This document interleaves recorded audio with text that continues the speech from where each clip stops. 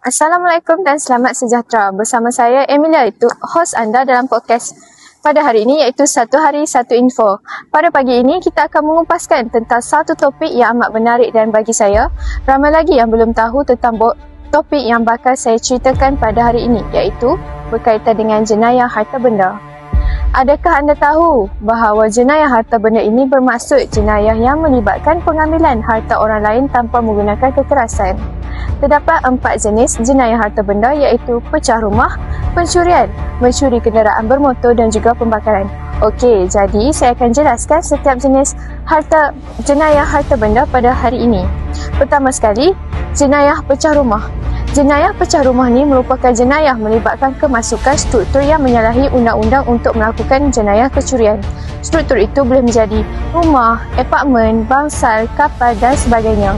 Selalunya, pecah rumah ini berlaku pada waktu siang kerana tiada orang di dalam struktur rumah, manakala kedai atau pejabat pula sering dipecah masuk pada waktu malam. Adakah anda tahu sebenarnya pecah rumah dan rompakan ini merupakan perkara yang berbeza? Kerana pecah rumah ini tidak melibatkan pelaku dan juga pemangsa, manakala rompakan melibatkan kekerasan. Selain itu, jenayah harta benda yang kedua ialah rompakan ataupun pencurian. Pencurian ini melibatkan pengambilan yang menyalahi undang-undang seperti membawa, memimpin atau menyingkir harta daripada pemilikan orang lain. Antara pencurian yang berlaku adalah seperti pencurian basikal, alat ganti dan aksesori kenderaan bermotor, mencuri kedai, mengutip poket atau mencuri mana-mana harta yang diambil secara kekerasan atau penipuan. Dan kebanyakan jantina yang ditangkap kerana mencuri ini adalah lelaki dan hanya sedikit oleh para wanita. Seterusnya, kita ada pencurian kenderaan bermotor. Jenayah ini melibatkan pengambilan kereta atau motor mobil lain tanpa menggunakan kekerasan. Tetapi jenayah ini ialah jenayah yang paling kurang dilakukan dan hanya merangkumi 8% daripada jenayah harta benda. Akhir sekali, kita ada pembakaran.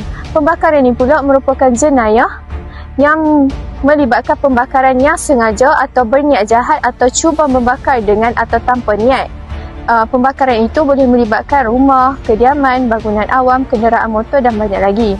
Jenayah ini juga dia memusnahkan harta benda, tetapi ia juga mungkin melibatkan kekerasan. Dan pembakaran ini merupakan jenayah yang paling sukar untuk dibuktikan. Jadi setakat inilah podcast kita pada hari ini. Sekian saya daripada Emilia, host anda untuk Satu Hari Satu Info. Assalamualaikum dan jumpa lagi.